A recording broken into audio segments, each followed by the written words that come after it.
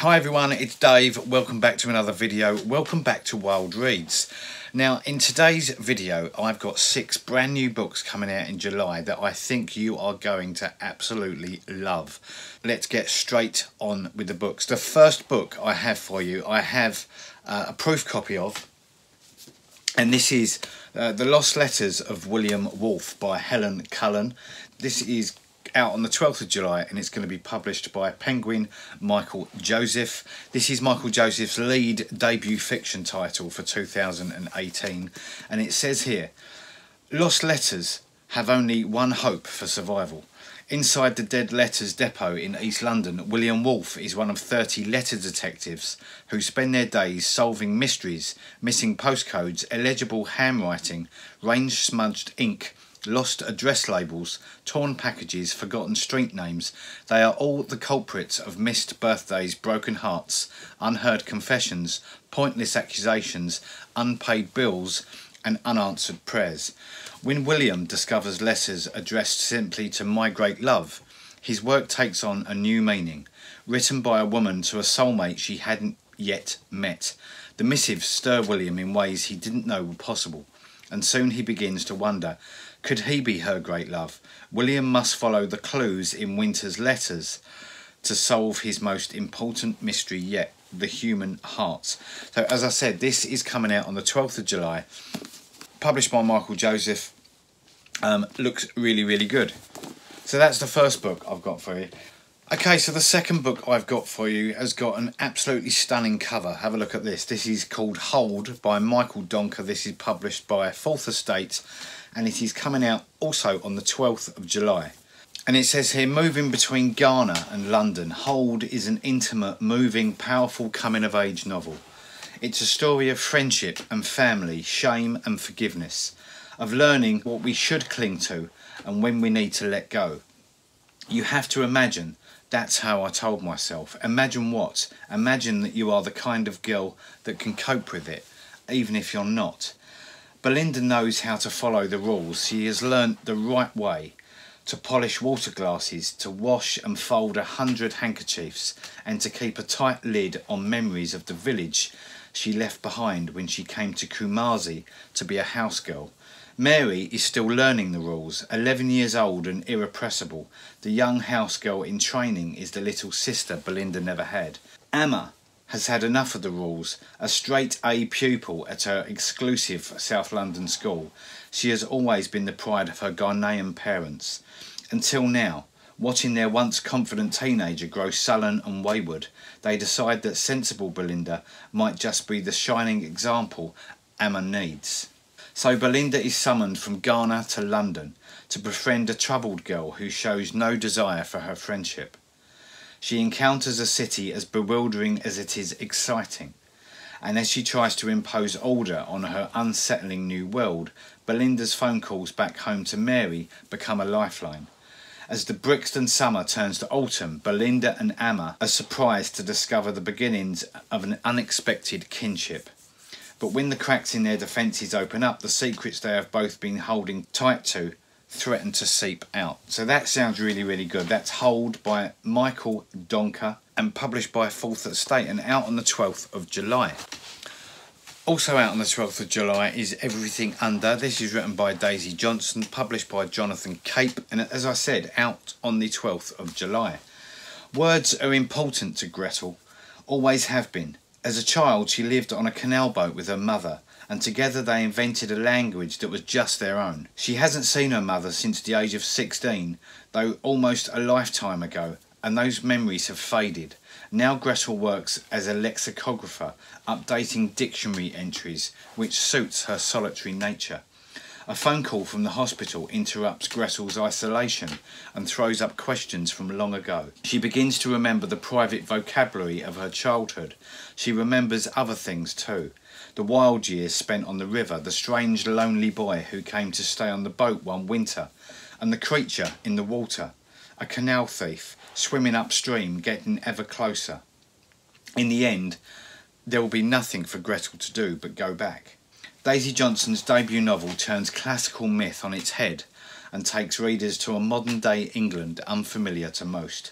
As daring as it is moving, everything under is a story of family and identity, of fate, language, love and belonging that leaves you unsettled and unstrung. That looks really, really good actually. Everything Under, Daisy Johnson, published by Jonathan Cape and out on the 12th of July.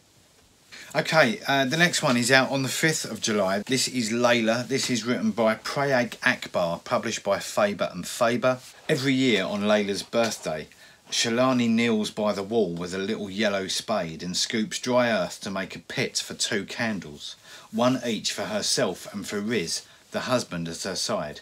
But as Shalini walks away from the patch of grass where she has held her vigil, the man beside her melts away. It is 16 years since they took her daughter's 3rd birthday party, the last time she saw the 3 people she loves most dearly, her mother, her husband, her child. That is actually all the details I have for that one, but I picked it out because it seems really interesting. Okay, the next book I have for you, this is called Testament, written by Kim Sherwood.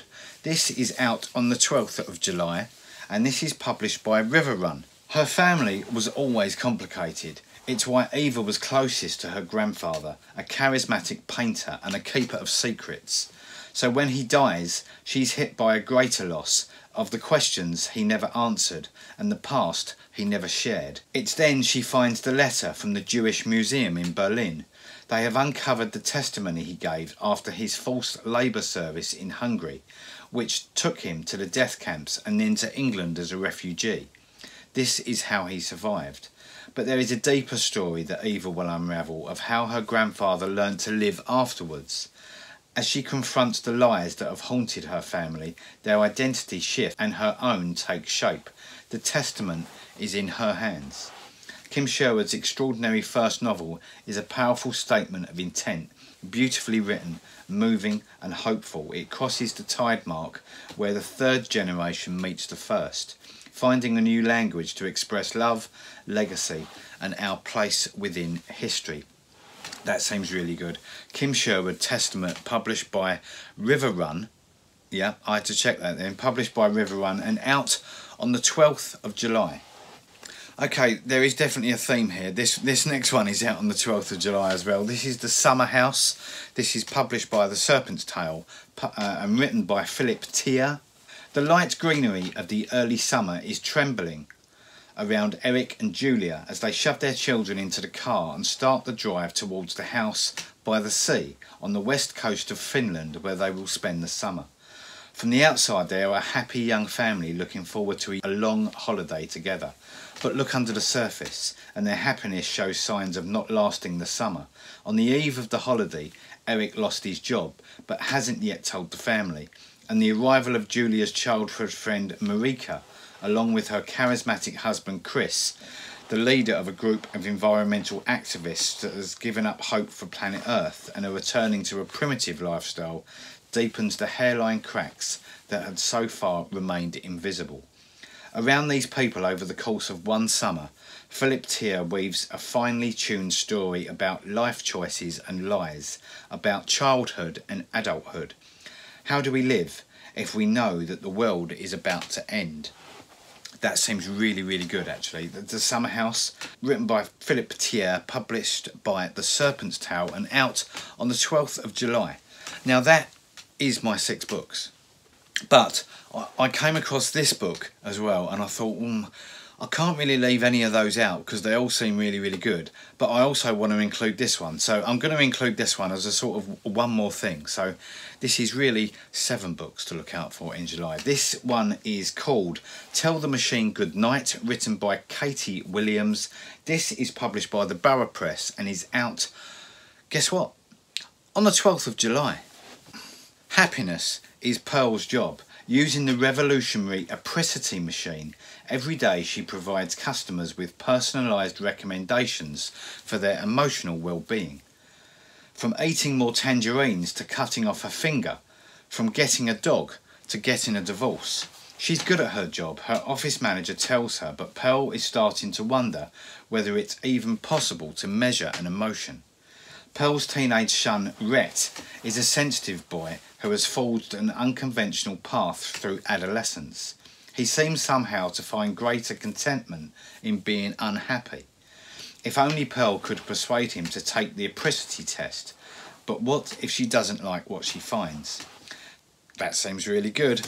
Tell the Machine Goodnight, written by Katie Williams, published by the Borough Press and out on the 12th of July. Well, that's it. That's all I have for you. Thank you for watching. There's some really good books there coming out in July. I hope you enjoyed those. Details for all these books are available in the show notes right below this video. There's details for international shipping there as well. So I hope you enjoyed that. Whatever you're doing this week, enjoy your books, and I'll see you next time for another BookTube video. Until then, take care. Bye-bye.